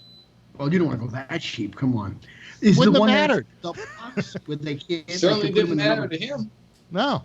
Well, I was watching. I don't know if anybody watches Shark Tank. Yeah, occasionally. But I dive with them. This last week. This last week. Yeah. They had somebody who came along who had a business in which they would take your loved ones' remains, their ashes, and they would make them into a diamond. Really? Oh, God. By putting it through a process of crushing it and doing all that, because diamonds come from carbon and whatever, and you can't make, if you have carbon, if you have the remains, they can make a what do you call it? A CZ or whatever. A diamond out of it. It's kind of eerie. You know, Alex, you know, I've heard about these places that, you know, cremate you and supposedly take the ashes and scatter them amongst the here and there. I heard about this storage facility where there were hundreds of things of urns that were supposed to be scattered, and they didn't get scattered. They were in a rental storage facility for 20 years, and there was hundreds and hundreds of them. So they took the money to scatter them, kind of like a Neptune Society thing, but no scattering, just storage facility. And then they didn't pay the rent on the storage facility, so it got auctioned off. You know, that would be a kind of thing like Damien would, you know, open up the lock and say, you know, what do you bid on this? Ooh, it's a bunch of ashes. Yeah. Yes, Jeff. I know 2 people died last week. Wow. Does well, I guess that's what happens when you get older. Okay, people that's around you start dying. I think I know what the scam is on this diamond, dead people into diamonds. Yeah. They get a CZ, they burn you, and they hide the ashes in the storage unit, and then they just give you a artificial diamond and say, this is your loved one. Nobody would know. Nobody would know. How would you know? That is true. How can you prove it? And, you know, maybe the guy's real fat and he should have been a 2-carat CZ instead of a 1, but, you know. Right. You know, so I mean, but I thought that was kind. And I looked at a girlfriend and I went, man, that's sick. Yeah, that's a little twisted. Yeah, but I wouldn't feel right having my mother. There were these women in Miami Beach. Here's mom on my finger. Right. I better off stuffing her. Women. Mom is a tie stud. You know. Yeah. She would haunt me if I did that. She would literally haunt me for the rest of my life. I was thinking about this old joke. She's going to haunt you anyway. I know, but I really get her every night. She wouldn't let me sleep. This woman, she's sitting by the pool. Another woman says, that's some diamond you're wearing. She says, well, it's got a curse. She says, what's the curse? The Plotnik curse. She says, what's the Plotnik curse? Mr. Plotnik. But, you know, Mr. Plotnik would be the diamond on her finger. Yeah. Well, anyway. I heard that story. I'm tired tonight. This coffee is not working. No. I went out and I bought a new brand of coffee. I'm not drinking it now. I drink it in the morning. It's called Napalm. Yeah. Yeah. Really? Yeah. And they say there's nothing better than the smell of napalm in the morning. There's one that I see advertised called Black Rifle Coffee. and it's supposedly made by cops for cops. And I was thinking about buying some of that. Well, you turned me onto that Black Death or whatever it was called. Oh, yeah, I forgot the name of that. It was something Death. Yeah. Yeah, something. Yeah. It wasn't bad. It wasn't as strong as I had hoped. I'm looking for coffee like there's this Starbucks coffee I use called Starbucks Plus, which is double the caffeine. I'm sorry, I don't feel it. Do you remember Cuban coffee? They used to use it comes in a can and it's called Cafe Bustamento or something. I have Bustelo. Bustelo, I have K-cups for that. Oh, well, that stuff was strong. At least I remembered it being strong. I haven't had it in a long time. Can you put that stuff in? You can get it in the can, and you don't use the K-cup. You use the thing, right? You put it in. I could go get a pack of it and stuff like that. Yeah. They sell it right down the street. Is that stronger than these other ones, or I don't know. I mean, I had some of it. It was okay. I just want something that's just going to say to me, well, it's 25 minutes before midnight and I'm not tired. Well, if you might be using the wrong kind of machine. Instead of using a Keurig, have you ever thought about using a French press? No, I don't want to go through all that. I'm too lazy to go through all that. If you want strong coffee, that's what you got to do. No, if I want strong coffee, they can give me strong coffee in a fucking K-cup, Phil. Nah, that K-cups, they dilute it somehow. It's not as strong as a French press or one of those little espresso things that you put the water in, you put the coffee in, you put it on top of the stove. Did you ever have Cuban coffee? Oh, yeah.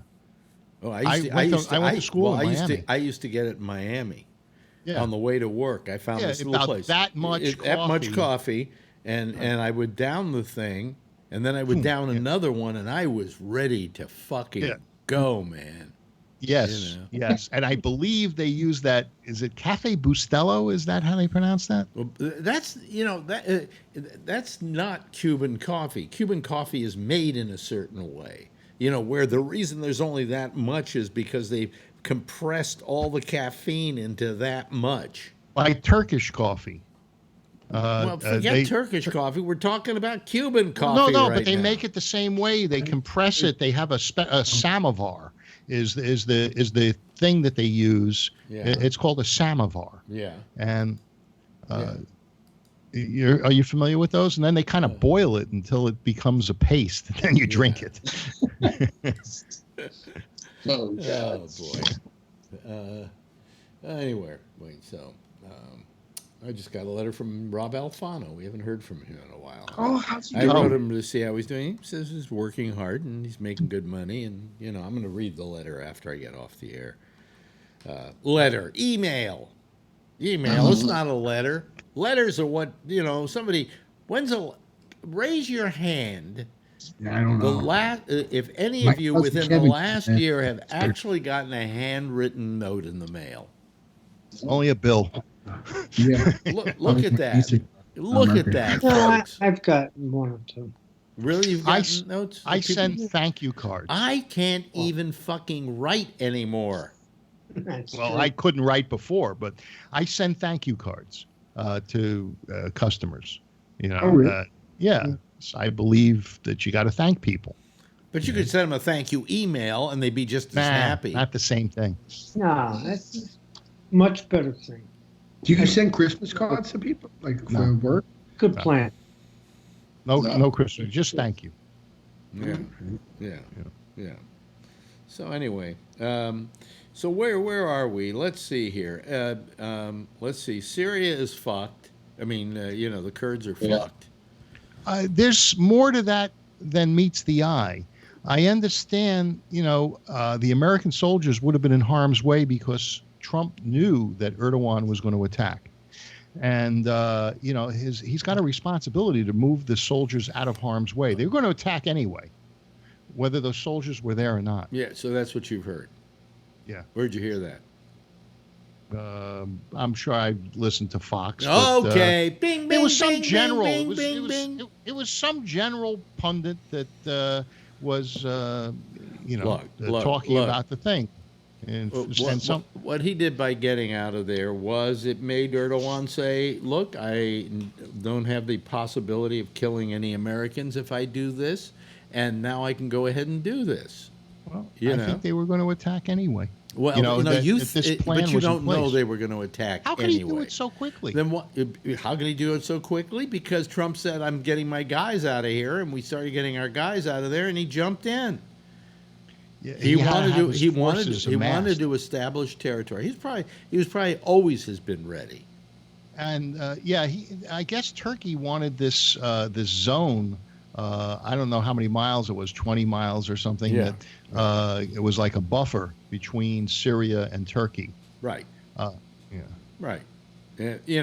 So he was always ready to go with something like that. But the amount of people that are just being slaughtered as a result of what Trump did is pathetic. We could have done it in a way that didn't get those people in harm's way. After all, the Kurds were our allies, okay? But now they've aligned with the Russians and the Iranians. They haven't aligned with the Syrians. They haven't aligned with anybody. Yeah, No, the Russians are going in there, but they haven't aligned with them, Phil. I heard today that they have an agreement that they're going to fight along with the Syrians, the Russians, and the Iranians. I heard that too. Yeah. Well, all I know is I want to know what Trump does for a living. Is what I want to know. This is a guy who does nothing but watch television all day. Really. Sounds like you. Yeah, but I'm not fucking president of the United States. But you're getting prepared. He does nothing. He does nothing. We do not have a president right now. We have somebody who's sitting there playing like he's the president and occasionally doing a few things he can do by waving his hand and being president. But basically, he's not doing anything presidential. Do you want the U.S. to continue to be in these 20-year wars? No. Well, he doesn't either, and he pulled them out. Yeah, but the thing is... This is not our battle. It is our battle because we made it our battle by what we've done all these years, okay? So if we're going to get out of there, we're going to have to get out of there with the least impact upon the people of that country and where they will still have safety. They've been at war for centuries. Do you think anything is going to change? I supported the Iraq War when it first took place. Now, here it is 20 some odd years later, and I realize that it was wrong. And the Afghani war, what are we doing there? We're not doing anything. Now, are we going to be in another war in Syria? It's time. He wants out, and you know what? Maybe he's right. I like wars. I think it's good for the economy, but on the other hand, it's not good for the people. Phil, and it's not good for America. Phil, you guys yell, how come we're not doing anything about infrastructure? Because we're over there. Phil, what's Trump's involvement in Turkey? Well, his hotel is not going to get used very well. He's got a hotel there. So he's got to keep the Turks happy, doesn't he? No, he doesn't. Yes, he does. Do you think if he puts crushing sanctions, he called it, on Turkey and I'll believe it. I'll believe it when I see it. He told us they were gonna have crushing sanctions against the Chinese, and the Chinese are going, did you feel that? No, not really. Yes, they did. If you listen to the news, they're if down you listen 17%. To Fox News. Well, that's where you're going to get the truth. Phil, China has the rest of the world to do business with. They're down 17%. It's a global economy. They were having trouble before the sanctions. You know Phil. That there's a pig. In fact, I think they were down lower before the sanctions. To be honest with you, there's a swine flu epidemic in China, and they're going to have to buy from our farmers because they can't. Their pork is millions and millions of pigs are being slaughtered because of the swine flu. They need our agriculture, And so things are going to change. But Trump is saying, hey, I am not going to continue to allow them to steal our intellectual properties. And when our companies go over there, they force them to give up their technology. So he wants a fair playing ground. Phil, if they've been stealing our intellectual technology, how come the people who own that intellectual technology are having that intellectual technology produced in China? Because they're greedy. What do you mean because they're greedy? You would think they would want to protect their stuff, wouldn't you? Well, sometimes you get mugged and you don't want to admit it. By the way, we steal too. Yeah, not like the Chinese. Well, and it like the Chinese. Like the Chinese, we steal too. So what? What do you mean, so what? Right. Okay, well, then I guess in China, so what? We're not stealing their technology. It's really going one way. We're not stealing their technology. Right. And what are we stealing? What did we steal? We hired a bunch of Nazis to build an atomic bomb? What did they steal? They have stolen what? A tremendous amount of our technology. What? Name something. Our atomic warfare technology, our planes, our defense systems. No, wait a minute. Those are war things, and war things always get stolen. War things always get appropriated because that's part of war. I'm talking about what technology of ours have they stolen? Well, Huawei, or how do you pronounce that phone company? Huawei? A lot of that technology was stolen from American companies. What pieces of technology were stolen, Phil? Ask me technical questions I'm asking you. Charlie? Am I wrong to ask him what technology was stolen? I can tell you technology was stolen. Can I tell you all you can tell me is what Fox told you is what Fox told you, which is technology's been stolen. Yes, it has. Okay, I will look at my phone and I will Google what technology. What technology? Oh, geez. Oh, Christ. Here we go. He's looking it up. He's looking it up on the internet. Yeah, the internet's always truthful. The internet is always truthful. The guy, almighty. By China. Wait a minute. They are duplicating the Citizens Panel. They have stolen the Citizens Panel. Really? It's working over there. China Internet Report. Trends, technology. 5 cases where the U.S. Says Chinese companies and workers stole. Yeah. For Apple. Okay, so let me press this and I'll look at it and I'll tell you in a minute. This is 5 cases. And this is the Chicago Tribune. Oh, okay. All right. The Chicago Tribune. Is that the fake news, Phil? Chicago Tribune, probably. Oh, okay. Well, then obviously it's not the truth. Okay. To hear Americans tell it, the Chinese have gone on a commercial crime spree, pilfering trade secrets from seed corn to electronic brains behind wind turbines. California stripped off a T-Mobile robot. The U.S. says they've located trade secrets and robotic cars from Apple. Alleged victims to this crime spree are individual American companies whose cases lie behind the Trump administration's core complaint. Then how come somebody like Apple is begging Trump not to put sanctions against China? Well, first of all, it's cheaper there. They also have rare earths, which are needed. These raw materials are needed for the production of their phones. Absolutely. You're absolutely right on that one, Phil. Yeah. And, and it's cheaper to be made over there. And they've already stolen the thing, and they might as well sell to 1.2 billion people. Right. So U.S. officials charge Beijing is not only stealing trade secrets, but also pressuring American companies to hand over technology to gain access to the vast Chinese market. So if you want to be in the Chinese market, you got to give up your technology. And so anyway, I mean, it's right there to read, and Apple is just one of them.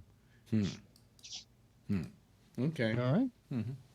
So, I mean, what's fair is fair. Also, in China, we're not allowed as an American to own a company there. You can only own 49%. Mm-hmm. Now, in this recent trade agreement with Xi Jinping, is that now we can own 100% of the company. That will help stem the trend to steal the technology, because when they own the company, they take the technology. Mm-hmm. Okay. All right. All right. Yeah, sure. Anyway. Yeah. Anyway. Yeah, you proved your point. All right. Let me see here. So you're just trying to beat up the kid with cancer. I'm trying to fix my thing here. It's falling apart here. Mine fell off a long time ago. This is my thing here, but the what do you call it? It's my OBS.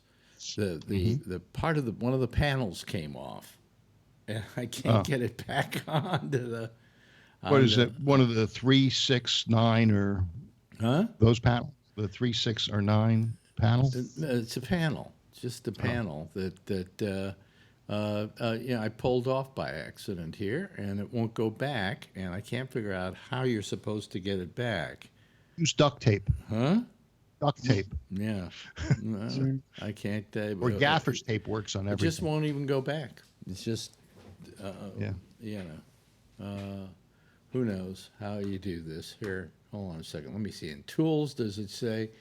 No, it doesn't say anything. It doesn't say anything. View. Four-screen surface. No. Docs. Let me see here. Reset UI. Let me see what happens. There we go. Oh, okay. Well, it's somewhat changed. Are you there? Yeah, you're all there. Yeah. Okay. Mm-hmm. Oh, yeah. I see. Okay. Let me go back to this. Reset UI. Docs. Reset UI. Okay. There we go. And then I have to, for some reason, I've got to move this all up here. Wait a minute. Hold on. This is really, there we go. Okay, there we go. That's much better. Ooh, it's good. Okay. I don't see any difference. Oh, I got to wait 30 seconds. What? No. There's nothing that's going to change. So I have a thing here where I have all these segments. You know something? I can lock this. There's a lock thing here, and it said lock UI. Okay, lock UI. Okay, there we go. Now it's gonna. Okay, there we go. Excuse me, folks. I just had, I fucked up here. So Stephen Pearl posted something on Facebook yesterday about Bozo the Clown, saying that Bozo was a alcoholic and so forth. The one that used to visit the show. Is there any truth to that? Well, there were no, because there were several Bozo the Clowns. There were many of them. They were franchised out to the markets. The original Bozo the Clown was actually Bozo the Capitol Clown, and Capitol Records had kids' records of Bozo the Clown.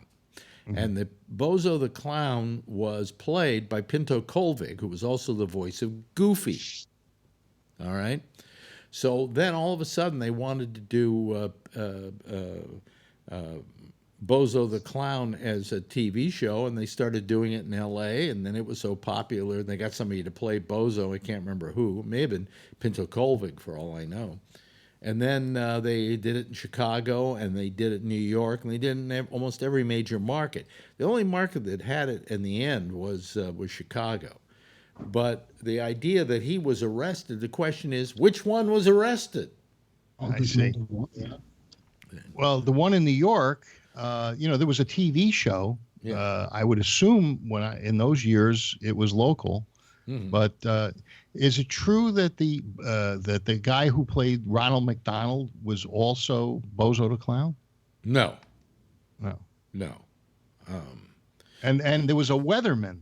There was a weather broadcaster. That was what's his name? The guy over at NBC. He was originally the weather guy, right? Yeah, he was originally. I believe I think he was the clown on Super Circus. Didn't he say hello? Willard Scott is who you're thinking of. Yes. And Willard Scott was, I believe, Bozo. Yeah, Bozo was the clown on Super Circus. That's what he did. And then, of course, you go back to the really famous clown, which was Clarabelle the clown on Howdy Doody, who originally was Bob Keeshan. Oh, who became Captain? He was Captain Kangaroo. He became Captain Kangaroo. Yeah. So, what was the last thing that ever happened on Howdy Doody show before it was canceled? The last thing, very last thing. I don't remember. Clarabelle, who never ever talked, looked at the camera and went, "Goodbye, kids." Really? Yeah. Oh yeah. Voice sounds. Yeah. So yeah. Kind of clever, cute. Yeah, you see, I guess when did they go off? Like 1960? Who? Howdy Doody. Howdy 59 or 60? It got to be maybe in the 60s. I think eventually, it became like a weekly show, and then, it just kind of slowly petered I used out. to watch it occasionally, but I wasn't into that. I was more into Andy Devine had a show with Froggy and his magic pachwanger. Well, but you see, that was all wrong because it wasn't originally Andy Devine. It was originally on radio, and then early on in television was Smilin' Ed McConnell. Well, I wasn't and enough then Andy Devine got the job, and everybody remembers it as Andy's Gang. Right. Hi, kids. Yeah. I hated that version of it. Really? Yeah. But all those characters like Midnight the Cat and Froggy the Gremlin were all part of the Smilin' Ed gang. Okay. So you ripped them off, huh? Yeah. Well, he didn't rip Just them like off. the Chinese. I think what happened, either he died. I think it was McConnell died is what happened. Yeah. So they got Andy Devine in there to do it for him. And Simba the elephant kid, the kid who rode the elephant. Well, that's a whole bunch of other stupid fucking shows. No, that was Andy Devine. Bomba the Jungle Boy. I bet you can't tell me you played Bomba the Jungle Boy in the movies. I can. Yeah, who? This I can remember. I got these drugs in me, and this I can remember. I can't remember Jack Garfine's name, but I can remember who was Bomba the Jungle Boy. Johnny Sheffield. Who was that? Who cares? Yeah. But that's what I know about those shows. And we've named every TV clown there ever was, Yeah, and this clown isn't going to be here tomorrow because he's got photo club. Good, you're gonna go beat up on old guys who are blind and can't. I didn't submit anything. I haven't had time. Blind and can't take pictures. I got to calibrate my printer. Oh, really? Got to go calibrate your printer? Is that? Yeah. Is that like code for some other thing? No. I have a. This is a. Okay. Well, that's calibration enough. device. We don't need to know about that shit. Anyway. We'll see you then on Thursday. Hey, Charlie, great having you here. You're back again, and everything's... no umpire tonight. Huh? The shelves are full. What did you say? I did no umpire tonight. No umpire. No umpiring tonight. Okay. You umpiring tomorrow night? Not supposed to. Oh, okay. Well, then we'll expect... Well, it's your duty to be here. You too, Tony. Your duty... Huh? I'll check in tomorrow. Okay. And, of course, Jeff, please. And then we can fill that square with somebody useful. Okay? Anyway, that's it. Everybody, give a big wave goodbye to the studio, to the viewing audience, and I will wave back at you. And, oops. Gee, that was fast. I forgot to change it to just doing a fade. Okay. Anyway, good night. Okay, guys. Anyway, that's it for tonight. We'll see. I can't get any of this straight. Let me just get rid of the citizen panel here. Wait a minute. Hold on a second. Got to hang up on them. There we go. I got rid of them. And let's see here. Sign out. No, I don't want to sign out. Do I want to quit Skype? I want to quit Skype. I can't remember how any of this stuff is done now. These pills are making me goofy, folks. Anyway, that's it for tonight. I'm Alex Bennett. Tomorrow night, it's we got the sports show on at 8:30 Eastern Daylight Time with the franchise MC at 9:30. We have the wonderful and attractive Jamie and Chaplin in the Exchange, and that will be immediately followed by me right here on Gabnet. Same time, same station in life. In the meantime, if you see her, tell her I love her, okay? Bye.